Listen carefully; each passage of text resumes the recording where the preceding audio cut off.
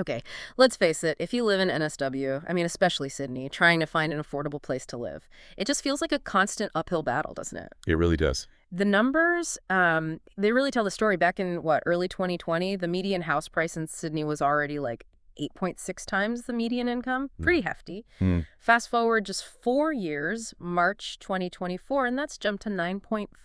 Wow. Yeah. And across the rest of NSW, it's a similar story, a climb from 6.7 up to 8.7. Right.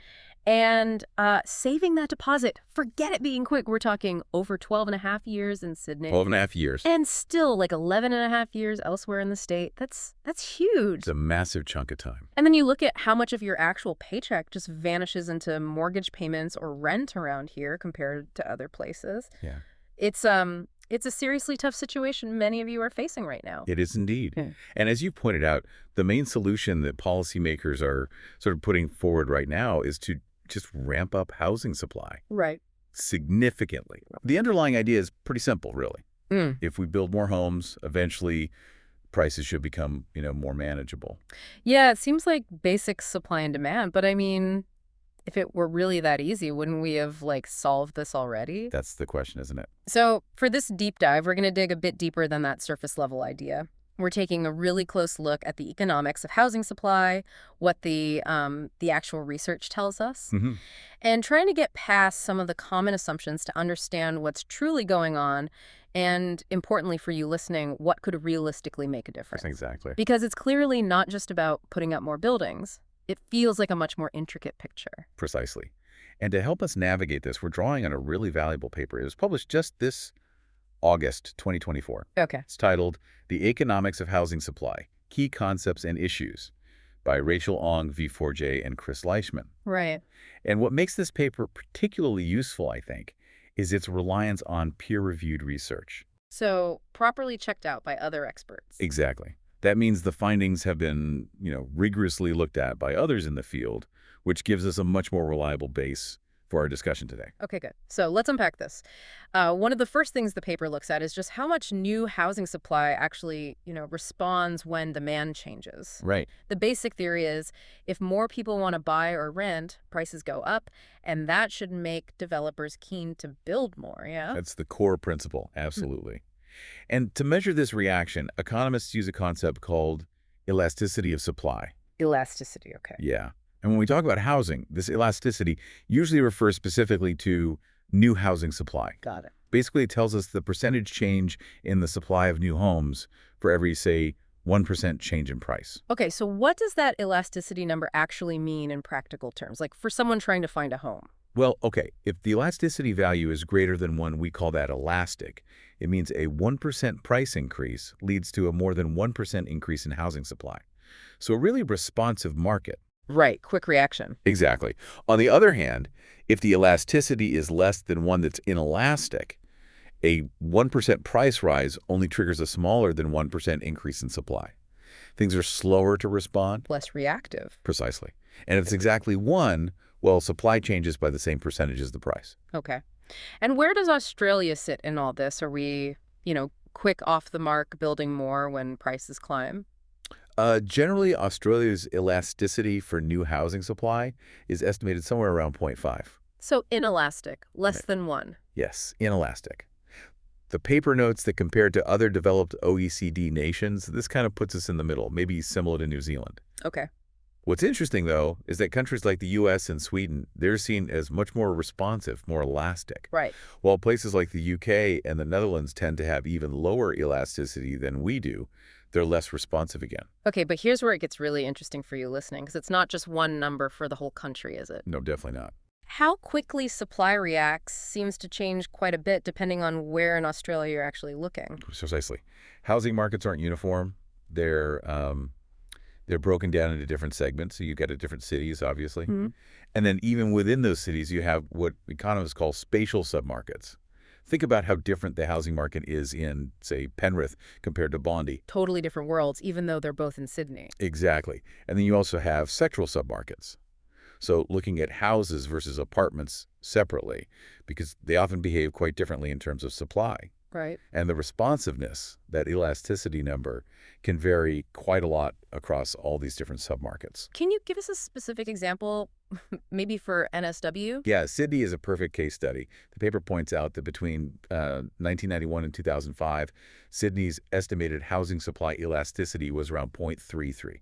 Okay, so already lower than that national average of 0.5 you mentioned. Correct. And more recent estimates actually put it even lower, somewhere in the 0.20 to 0.26 range, so Mm. even less responsive. And if you drill down further, the inner areas of Sydney, they have an even lower elasticity, around 0.26, compared to the outer suburbs, Yeah. which are up around 0.43. That makes sense, I guess. Land is just scarcer and way more expensive in the inner city. Exactly. Yeah. That's the intuition. So even if prices jump significantly in inner Sydney, you don't necessarily see a big flood of new houses hitting the market quickly. It's just harder to make it happen there. So the financial incentive might be strong, but the physical and economic hurdles in those inner areas are just really high. That's a good way to put it. And this really highlights why thinking about these spatial submarkets is so important. High supply responsiveness in one area, maybe Paramount out west, Yeah. doesn't automatically translate into lower prices in a completely different submarket, like the eastern suburbs, where land is much more constrained and costly. Hmm. The markets are somewhat separate. Okay. And it's not just about where you are in the city, right? The type of housing matters too. Absolutely. Apartments, or units, generally tend to have a higher supply elasticity than detached houses. Interesting. Why is that? Well, in Sydney, for example, the elasticity for apartments has been estimated around zero point 0.8, much closer to elastic, Yeah, much higher. while for houses, it's only about zero point 0.2. Very inelastic. Okay. It could be because it's often, physically easier or more feasible to build higher density apartment buildings on available sites. The development processes might be different too. Right. And the paper also notes a couple of other things. That elasticity number can shift depending on whether you're measuring, say, building approvals versus actual completions Yeah. or the total housing stock. Okay. And also, supply generally becomes a bit more responsive over longer time periods. It takes time to react. Okay, so already this picture is way more complex than just build more houses. Now, the paper also raises a really critical point about how we even define housing supply in these discussions. Yes, this is a really important distinction for you to get your head around. When policymakers talk about increasing housing supply, they almost always seem to focus on new housing supply. Right, the brand new builds. Exactly. New houses, new apartments being constructed. But the paper rightly points out that this is, well, a pretty limited way of thinking about it. Why is that? Because the vast, vast majority of homes actually available on the market at any point in time come from the existing housing stock. Ah, okay. All the homes that were built years and decades ago. Precisely. All those homes already standing. That makes perfect sense when you pause and think about it. I mean, the number of existing homes must completely dwarf the number of new ones added each year. It does. And the paper illustrates this by looking at two different ways supply is measured.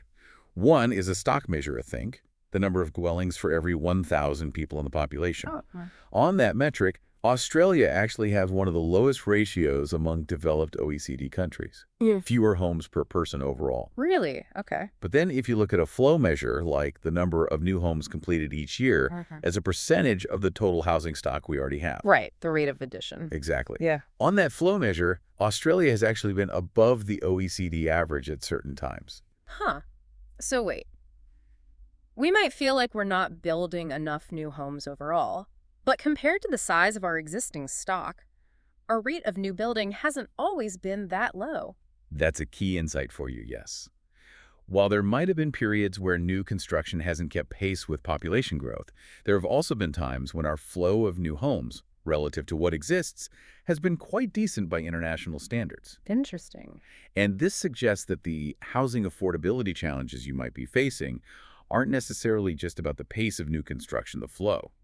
It might also be about how effectively we're using the enormous stock of homes that already exist. That's a really interesting angle. Makes you think about, vacant properties, underoccupied homes, people perhaps living in houses much bigger than they need. All of those things, the utilization of the existing stock. Okay. Let's switch gears slightly then. Let's talk about what actually influences the supply of those new homes. The paper breaks it down into 3 interconnected markets, right?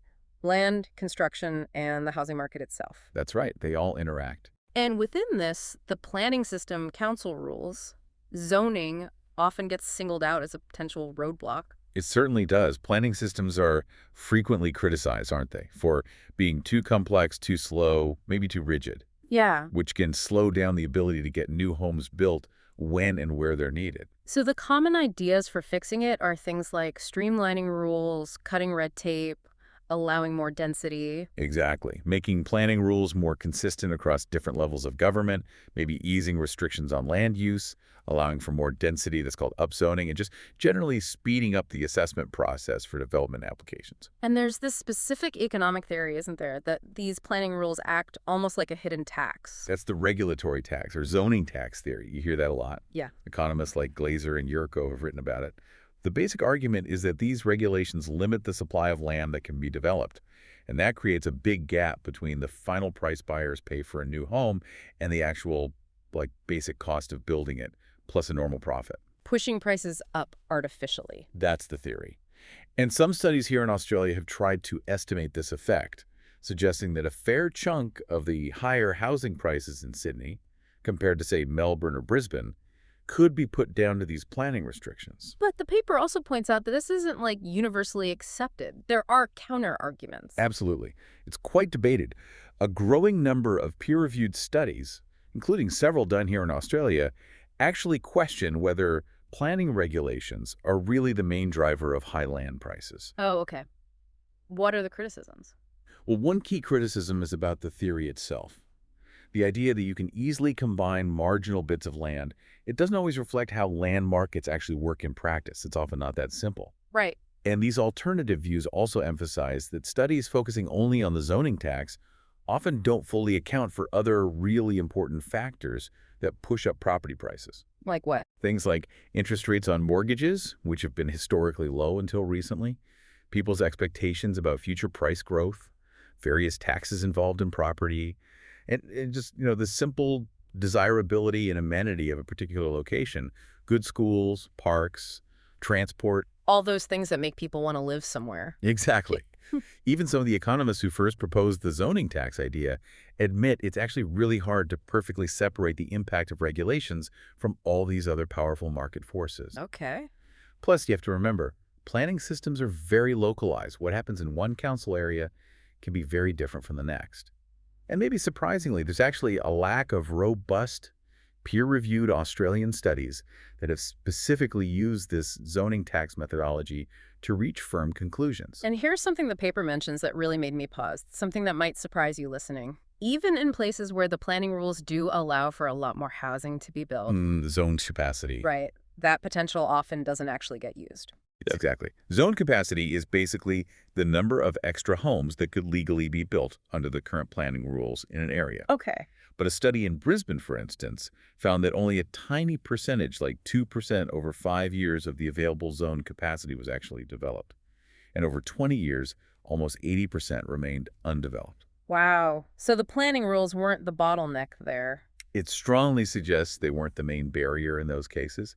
It raises the possibility that, developers might choose to delay projects for their own strategic or financial reasons, even when they have planning permission or could easily get it. Which leads us nicely into the next piece of this puzzle, how developers and landowners actually behave. It's not always that perfect, rational economic model, is it? That's right. We have to factor in the human element. Behavioral economics comes into play here. Okay. For landowners, the paper makes a distinction between those who are actively looking to develop or sell and those who might be more passive, maybe holding land for other reasons. Like sentimental value. That too, yeah. They mention psychic income, the non-financial benefit of just owning a piece of land, perhaps family history attached to it. Right? And here's a counterintuitive bit. Market uncertainty, like rapidly rising prices, can actually slow down the supply of land coming onto the market. How does that work? Why would rising prices slow things down? It's about something called the real option value of the land. Okay. Think of it like this. If prices are shooting up, a landowner might think, if I wait a bit longer, I might get an even higher price. So they hold off selling or developing. Ah, the option to wait is valuable in itself. Exactly. It's like having the option, but not the obligation, to sell or develop later, Hmm. potentially at a better price. Yeah. Conversely, if the market looked like it might cool off, they might be more motivated to act sooner. Okay, that makes sense. And what about the developers? How do their decisions shape the flow of new homes? Well, developers often buy land well ahead of time, sometimes years before they plan to build. They do this to ensure they have a continuous pipeline of projects. This is often called land banking. Right, I've heard that term. Is it a big factor? Well, it's debated. We don't actually have a clear picture of how widespread, deliberate, strategic land banking is in Australia. Although one study in Queensland did find evidence of developers holding large land banks, but interestingly, found no clear link between the amount of zoned land available and the actual rate of new supply coming through. So holding land didn't necessarily mean building was imminent. Not necessarily in that case, no. The paper also points out something practical. Developers often find it easier and quicker to adjust the asking prices for the homes they are building, rather than changing their actual construction schedules. Because building takes time, planning, contracts. Exactly. Construction projects are complex, they have long lead times. It's harder to just flick a switch and build faster or slower. Adjusting the price is more immediate. Okay. And there's another interesting dynamic. Intense competition among developers just to buy the land in the first place can sometimes lead to slower overall build rates later on. How? Because if they've had to bid really high to secure the land, they might then need prices in the housing market to keep rising steadily just to achieve their target profit margin. So they might meter out the supply rather than flood the market. Right, to maintain price levels after paying so much for the land. Potentially, yes. It's complex. Okay.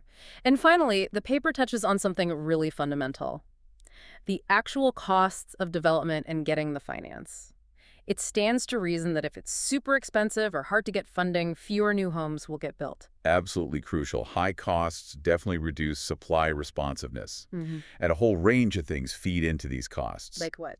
Things like the availability or shortage of skilled construction workers, the level of unionization in the industry, government regulations like new energy efficiency standards, which might add costs. Mm-hmm. The location building in remote areas is obviously more expensive, the type of construction technology used, even the weather and the physical challenges of the land itself, the topography. Lots of factors. Lots of factors. And then there's finance. Banks and other lenders often view development projects as inherently quite risky Why is that? because of things like potential blowouts in construction costs, unexpected delays, changes in interest rates during the project, all these uncertainties. Right. This can make it harder, especially for smaller, less established developers, to get the loans they need to get projects off the ground. Access to finance is a big constraint. Okay. So bringing this all together for you listening, what are the key takeaways here? And what does this really mean for tackling housing affordability? Because it's clearly not as simple as just saying build more houses and expecting prices to magically fall. You've really hit the nail on the head there. While Basic Economics 101 tells us that increasing supply should, all else being equal, lead to lower prices. Yeah, the ceteris paribus condition. Exactly. Mm-hmm. That all else being equal condition almost never truly holds in real-world housing markets. They're incredibly dynamic. The really crucial factor is how housing demand interacts with supply. Demand is driven by so many things: population growth, migration, investment activity, interest rates, people wanting to live in desirable locations. And that demand can just soak up any new supply. It can often counteract or at least blunt the impact of increases in supply, especially in the short to medium term. We also just need to remember that producing housing is a much more complex, lengthy, and lumpy process than producing, say, widgets in a factory. Yeah, definitely. And all those complexities we've just walked through, the way supply responds differently in different places and for different dwelling types. The inelasticity, especially in places like inner Sydney. Right. The ongoing debates about how much planning rules really constrain things versus other factors. The developer and landowner behavior, the land banking, the option value. And the very real challenges of development costs and finance. They all play a really significant role in why this is such a persistent and difficult problem to solve. So the crucial insight here for you might be that while the narrative is often just build more, the problem might actually be more nuanced. it could be partly about how we're using the homes we already have. Yes, the existing stock utilization. And also the fact that simply wanting more housing in a specific desirable area doesn't easily or quickly translate into more actual houses being built right there because of all these constraints we've discussed. Exactly right. And when we think about how new supply affects affordability, we really need to consider both the short run and the long run. Okay. In the short run, a few new developments coming online might not be enough to immediately satisfy all the pent-up demand and significantly stop prices from rising, especially in high-demand areas. Right. The bigger, longer-term impact on affordability comes as the total stock of homes gradually increases over many years. But how much do we need? Is there a magic number? Well, that's the tricky part. There's actually not a lot of strong, conclusive Australian research that tells us exactly how much of a supply increase we need, sustained over time, to achieve a specific reduction in prices or rents. There was a major review in the UK, the Barker Review, some years ago. It suggested that very large, sustained increases in building rates way above historical levels would be needed over many, many years just to achieve even moderate reductions in the rate of price growth. So, huge effort for maybe modest price impact, Yeah. and only long-term. That was the suggestion there, yes.